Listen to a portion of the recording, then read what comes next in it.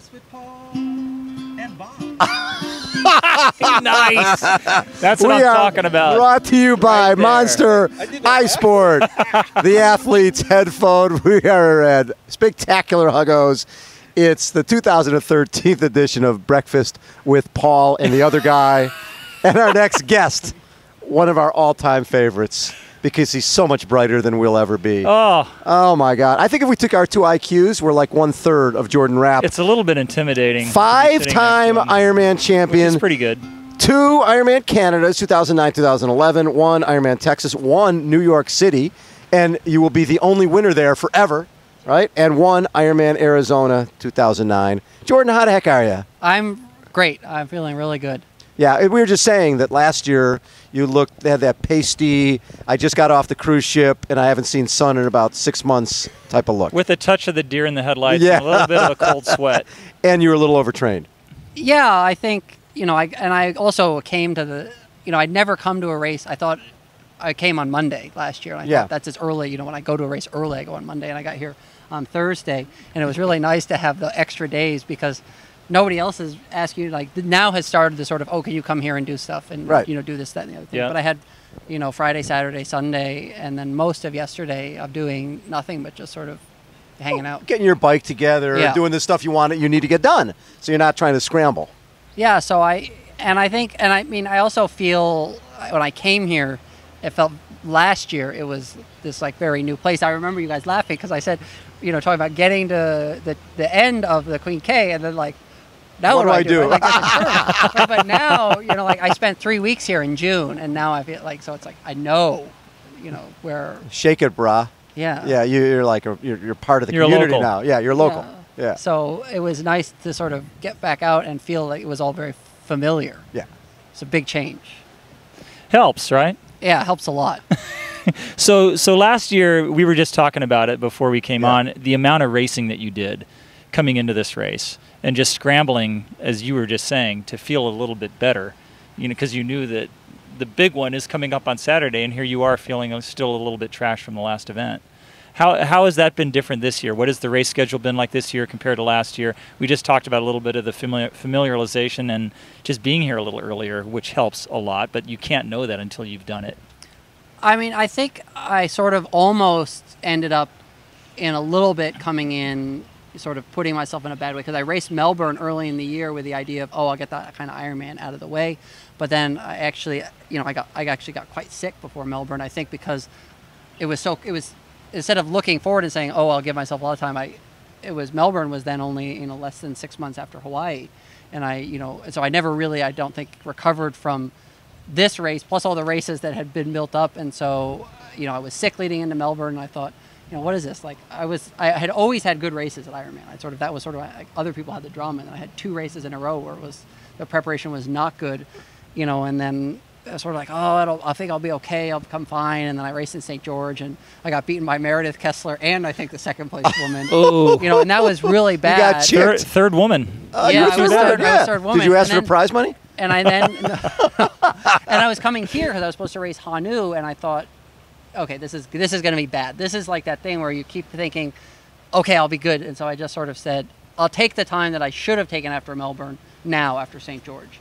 And then I came here and I looked at, when I came, still because I had the tickets booked and everything, and I planned to do Hanu and then train. And I thought, I'll just come and train. I don't want to give up that time, being on the island. I thought the worst thing I could do is come and race Hanu and then be tired there and then totally waste the time that I had. And so I thought I'll take some time off. And so I basically started the season again, being here at the beginning of June and spending just almost 3 weeks here, learning this course and just getting out. And I had no expectations in training here, just going out and just doing the climb to Javi a bunch of times, and running the energy lab and doing all that stuff that I didn't do last year, and that sort of learning this course and learning the winds. And I have bookmarked. There's the kite surfers. They have these great websites that give you the wind speed and direction. Right. Yep. And tracking the winds in Kauai and then tracking the winds at the airport and seeing that they're so different. Yep. And that that really pretty consistently around that Waikoloa Beach Road, the winds will shift.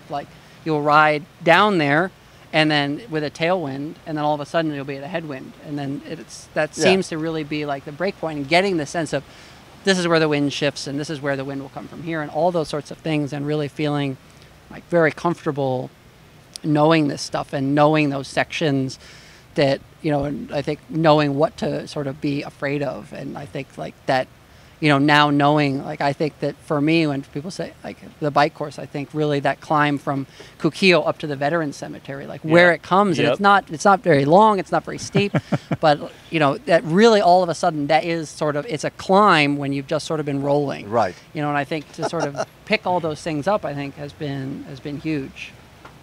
So last year you did what? 2 8-hour races within 9 weeks of Ironman, something like that. Yeah, that's probably always good preparation. At Princeton, I don't think they tell you to do that. No, I don't think so. But you still took 13th, right? I mean, 59 for the swim, 440, 259, 842. That's solid for anybody coming out here and doing their first one, especially when you look at everything you did leading in. When you coming away from the race, did you feel like, okay, these are the things I did wrong, and this is what I need to do better next year? Yeah, I think there was certainly the don't do 2 8-hour races within 9 weeks. But I think there was even more than that. There was a sense sort of where I thought, okay, that swim was really, that was a bad swim. I should have swam faster than that. And I thought I made some changes, and then I didn't. Melbourne was a really rough swim, but I still didn't. So I think it would have been easy to say, oh, I didn't swim well, but it's because it was so rough. And then I swam sort of okay in St. George, but again, and so I thought, okay, I really need, after St. George, I thought, I'm not going to go to Hawaii, and I'm not going to think, okay, I hope I don't swim 59 again. I have to go and know that I'm not going to swim 59. And I swam the practice swim, the Ohana. Yep. Last weekend? Yeah. Yep. And I swam 56. There you go. In a Speedo, so no speed suit, nothing. Nice. And the difference, and now it's like, I know that I will not swim 59, is because since St. George, when I thought I'm not going to swim 59 again, 550K in the pool, most of it with a swim team. Whoa, wow. That makes a difference. Huge difference. So got a swim coach, started swimming with his kids, and like that has been the biggest change. Like I never before had swam so much that my swim training was affected my other training. Where like I would go out to run and I'd be like, I can't run as fast as I wanted to today because I swam so hard this morning. And that's what you have to do, though. You have to become a swimmer if you ever want to improve. You got to take it like a single sport athlete within that discipline. And I think it's been great in that, like there's kids who are faster, there's some kids who are slower, and there's a bunch of kids who are really about the same speed that I am, and sometimes I push them, and sometimes they push me. Of course, they're all 10 years old, is what we have to understand. Oh, here, right? 7. They're like the youngest. The youngest guy is actually the fastest. Our fastest swimmer is 15, and he's a 15:45 long course 1500. Whoa, that's fast. That's smoking. But there's a lot of kids that are, sort of right in there with me, and it's really like it's been a huge change.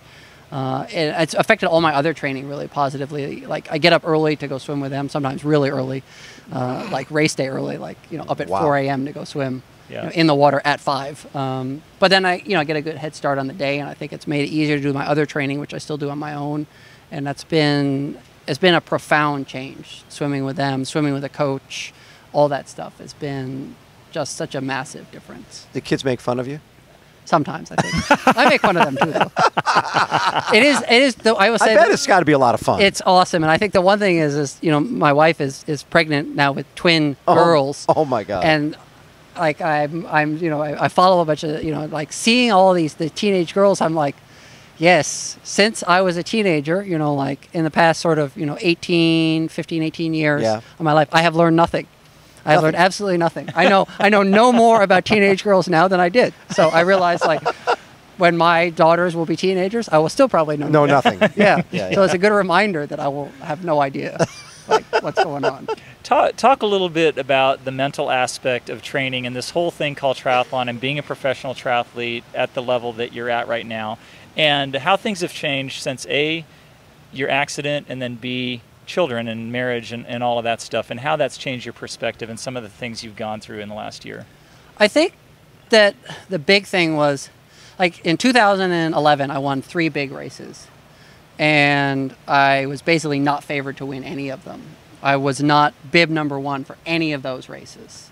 You know, I was bib number 2 at the first Leadman in Vegas, bib number 4 in Canada. I came back and won in 11 because the ITU just sort of does when I won the ITU Long Course World Champs. And then last year I won 3 big races. I was bib number 1 for all of them. And I think that was a big change. And it was 2011 was sort of like, is he going to be any good anymore? Right. And I think I didn't really, nobody, it was like, it's just great that he's back racing and all that. And I think I felt like it's just great that I'm back racing. And then last year was like, I have this expectation to win. And I think, you know, and then carrying that in here and then not having a great race. And yes, I mean, it was easy to say, it's because I did this, that, and the other. But I mean, I also think I made some bad decisions. And then I think throughout this year, you know, sort of this was not a season to remember. I mean, in general, you know, even some of the, you know, I thought Melbourne was an okay result, but I was sick. And so I didn't feel like I got, you know, much out of myself. And I, you know, but it was definitely my own fault that I got sick. It's not like, I think that the getting sick was, you know, I think I went like 12 weeks without missing a single workout in the preparation. And it was because I became so obsessed with like, I must not miss a workout. That became more important than actually preparing for the race, which is the purpose of training. And so, you know, I sort of got into this whole thing, and this was really the first year of, you know, it was all about having a good race here. And then like 3 weeks out, I like had this night where I was like, you know, I had to run in with a car, and then I missed some training, and I was like freaking out and all that kind of stuff. And I, you know, I didn't sleep like at all. And I woke up and I wrote to, and I thought like, okay, I need to talk to someone. I was talking to my wife a little bit, and I thought like, who do I know that really like understands this a lot? And I thought, well, thankfully, your wife, Paula Newby-Fraser, like she answers my email, and she is like the great. And I thought like, Paula knows more than anyone else. I mean, more than anyone. Eight times, you know, and then also having had, you know, finishes that, you know, not great finishes here. And I think she said something to me at the beginning of the year that I really tried to keep front and center, but I think I sort of like starting to build for Kona, I sort of lost it. And she said like, your career is the ups and the downs, right? It has to be both. And like, I thought when I was coming back and getting back into training, and I thought like sort of recovering from sort of that whole thing of Melbourne, that was really what I focused on. And once I started like to focus on Hawaii, that really replaced that. And that was a bad thing. And I thought, okay, like I'm sort of, and so I thought like, all right. And she writes me back and she said, I talked to Huddle and we both agree that you need to hear my famous nobody gives a shit speech. I guess like she has it, like she's had to, I'm clearly not the first person that has come to her with he hears it every day. Yeah. But it was great. And it was sort of, it was a fuller version. And I think, you know, I'm reading this book by a guy, Terry Orlick, the sports psychologist, and it's like, you know, he's a bit more gentle about it, but it was great when I talked to her for a long time, and she did most of the talking, which was good. And it was what a surprise that is. And I think the message was, you as a person are not where you finish in this race. Yes. And it seems so obvious, but it was when you're that wrapped up in it. You're not when you're that wrapped up in it. And I think it was awesome to hear that from her, you know. And I think. And I think that really sort of put it back. And it's like, I think, you know, it's like when I talk to her, I don't think about the fact that she is Paula Newby-Fraser, 8-time Ironman world champion. She's just Paula, right? And it's like, it's awesome what she did, but it's not who she is. Correct. And to see that, you know, no one has had more success than her, and yet it still is not her, it's not the complete, that's not who she is as a person, was like, okay, right? So it matters, but it doesn't matter. So that helped you in terms of just keeping your training in perspective? And I think it sort of gave me a sense of, you know, this is a racing is an opportunity. And then the swim coach, she has a master's in sports psychology, so I sort of took that and I said, you know, I'd like to talk to someone. So we met 3 times every Monday for an hour and just sort of talked about stuff. And I think, you know, just sort of realizing that being out here and racing is an opportunity. And I think the 2 things that were most important for me is like, a lot of people, I think, before the race, it's like, oh, did you see, like, no, you know, people, they don't think you're going to do well. And I was like, you find that motivating and all that. And I realized the thing that I find most motivating is that I said, I care about the people that believe in me. You know, and I think like talking to Paula and like her sort of saying, you know, like you can have a great race, but if you don't have a great race, that's fine too. Like we all want you to have a great race, but you're a good person regardless. And I think like realizing that like all these people that like believe that I can do well, but they just want me to do well because enjoy they whatever want you it to be is. happy. right. Yeah. Yeah. And I think I found that way more motivating of racing for myself and for those people than like I'm going to race to show you that I'm good. Yeah. You know, like I can't get behind that. And I think I've tried to get behind that. You know, I think some people do. Some Yeah. people do. Yeah. You know, I mean, some people said that Peter Reed retired once he had no one else to be angry at. That's true. That's That's true. a great one. But I think for me, that's not like I couldn't get behind that. Like I think I didn't want to be that sort of like I think there's a lot of negativity in that, and like that just didn't work for me. But when I started thinking, there's all these people that believe I can have a great race, and like if I think I can't have a great race, like why am I letting them down? You Yeah. know, and it's like so believing it, and I think just looking at every part of the race as an opportunity. You know, like. To look at the swim as an opportunity to be out there and race. You know, like I'm not going to race Andy Potts on the swim, but I can race Sebastian, I Sure. can race Ronnie, and I can race all those guys, and to not feel like I'm going to give up that first hour of like, well, okay, once the swim is over, then the race starts, and to feel like I'm always going to be racing at some point. And I think that's really the things that I've sort of focused on is just race, never giving up an opportunity to sort of be competitive, Yeah. and just taking that and saying that. Just put it out there because, it's a great opportunity to be out here. And that's, I think, more and really like sort of since I think, sort of having that talk, I was actually in the airport with Paula going up to the wind tunnel with Specialized. Like it's been 3 of the best weeks of training. Like, just like, yeah, I mean, I had some good sessions, but then some like not ones, but it was okay. Like actually it's funny, the last long run that I did, I just went out and I just ran for 2 hours. Like, I don't really know I know how far I ran just because like I know the route that I ran. But, Yeah. Right. Like I didn't look at the pace. I didn't look at like heart rate. I just Yeah. went like I'm just going to go out and I have putting 2 it- hours. yeah. This is my last long run at home. I'm just going to go out and I'm going to run in the trails because it's really pretty and like it's a nice day. And Run for the sake of running. run Yeah. for the sake of running. Yeah. That's cool. So, to me, what separates this race from so many of the others is there's 3-4 guys when you go to Arizona or New York or the different races like that, and people talk about the conditions, the wind, the heat. But to me, the big part of the conditions is that everybody's here, and I mean every top guy in the world is here, and all of them want this race. Did you notice that last year? Because that was your first time here. I thought when I expected in some ways, especially in having not been here for training, I expected it would be all about the weather. And I said, it's really easy to have a good race in Hawaii. Right. The course is hard, but it's not like crazy. Right. You don't need super bike handling skills. You don't. It's a challenging course, but it's not. If you're in shape, if right. you're ready. Like if I wanted to come here and go like for me like 9:30, like no problem. Yeah. Any day of the week. Sure. You want to come here and you want to win, like you want to have a great race, that's when it's really hard. I think the big difference with 10 miles to go in New York City, I had a 10-minute lead. With 10 miles to go here, I had 10 guys in front of me. That's the difference. That is the best way to sum that up. like, Yeah. And you were having a good race. Right? I mean, probably not as Not great a as great you want. race, Yeah. but we were having a good still. race. Yeah, and that's Yeah. the difference is that Okay, if you were having a great race, there would have been 8 guys in front of you. yeah, I mean it's the conditions are only challenging here because you have no margin for error. Right. Yeah. Whereas in like other races, like I go a little bit too fast here, it's okay because I'll go a little bit slower there. Right. Like, here Yeah. it's like you go a little bit slower and 5 guys pass you. so many guys who come to this race and are the best in the world. I mean, not even just here, all over the world. The best who race at Ironman are pretty much consumed by Ironman, by swim, bike, run, recovery, massage, nutrition, everything that goes with that. You seem a little bit of an aberration. I mean, it has to be that all-consuming, I'm guessing, at times for you, but you seem like a little more balanced. You seem like you have to be occupied mentally probably more than anything else. I see all of the work you do on behalf of the pros, and you're involved. You're not a typical brain-dead triathlete.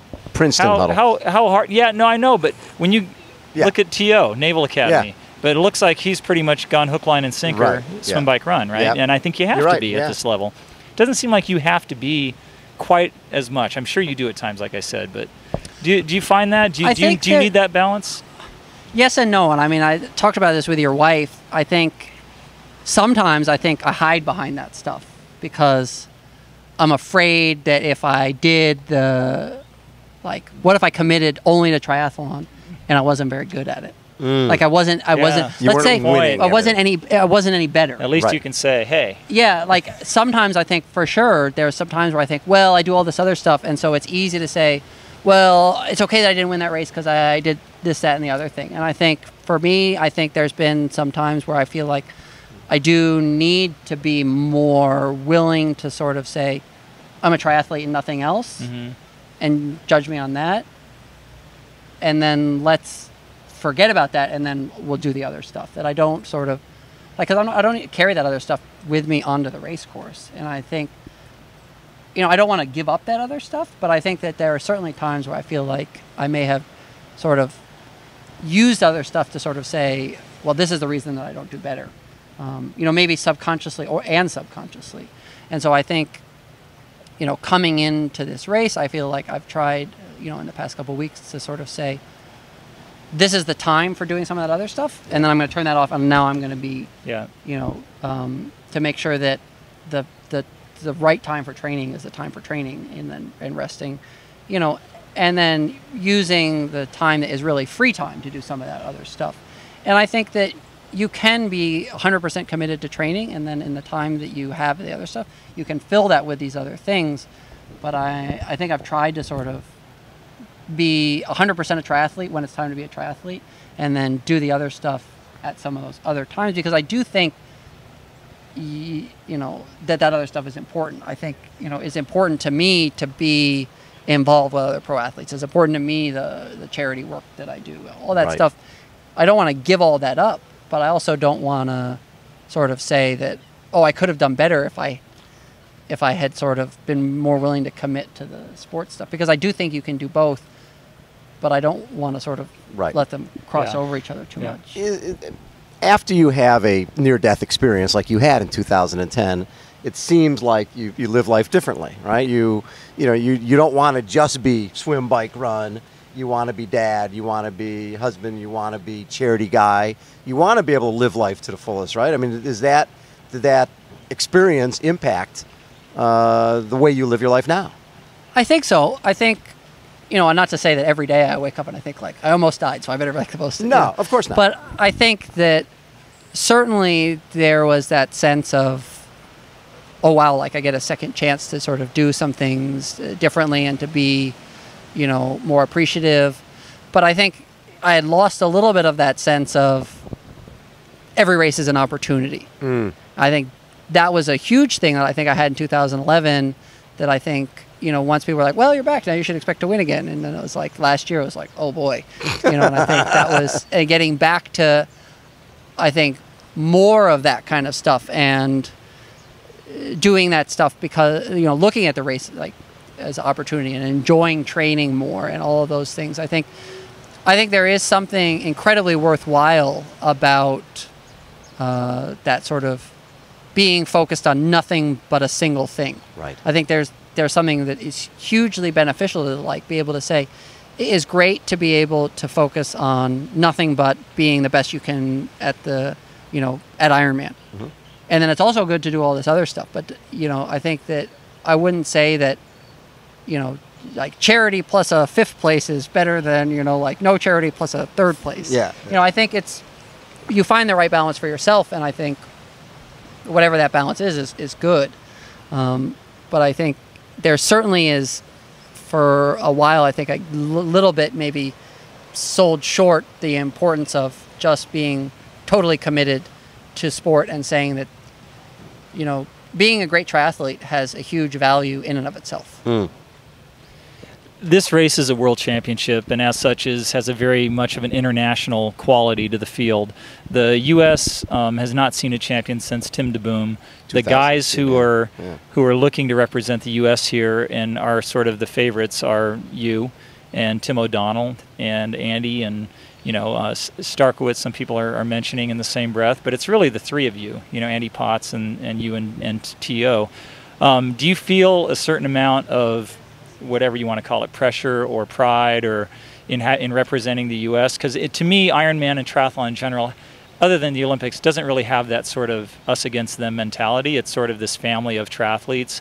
But you know, the media and all of us want to say, hey, you know, U.S. needs somebody to represent, my friend. You know, it can't be Australia forever or Germany forever. Do you feel any of that?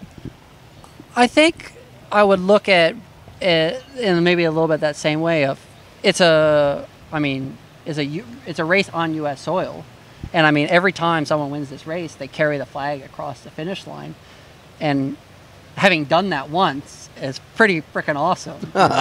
I will say that I think I would draw enormous pride from being a U.S. athlete to, you know, be the top U.S. finisher or to bring, you know, the World Championship back to the U.S.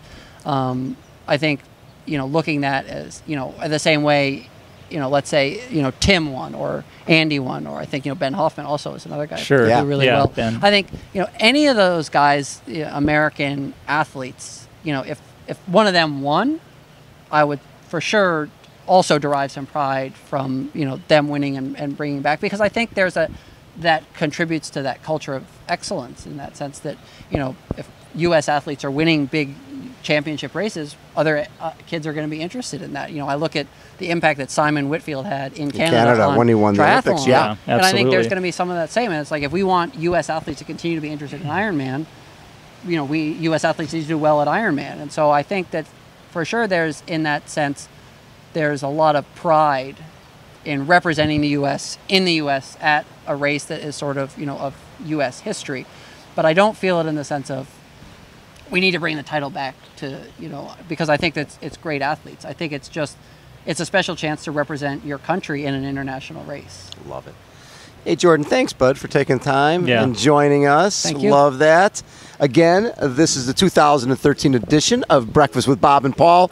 Our guest has been the great Jordan Rapp, 5-time Ironman champion. We are brought to you by Monster iSport, the athlete's headphone. We're at Huggos, and we're live on triathlete.com. And, of course, our main man, Poncho Man, is going to take us out. Wish upon a star, wake up where the clouds are far beyond. Leave, the troubles melts like lemon drops, high above the chimney top. That's where you'll find me. Breakfast with Bob and Paul. Thank you, Poncho Man. Thanks, Pancho Man. That's a wrap. I listen to a lot of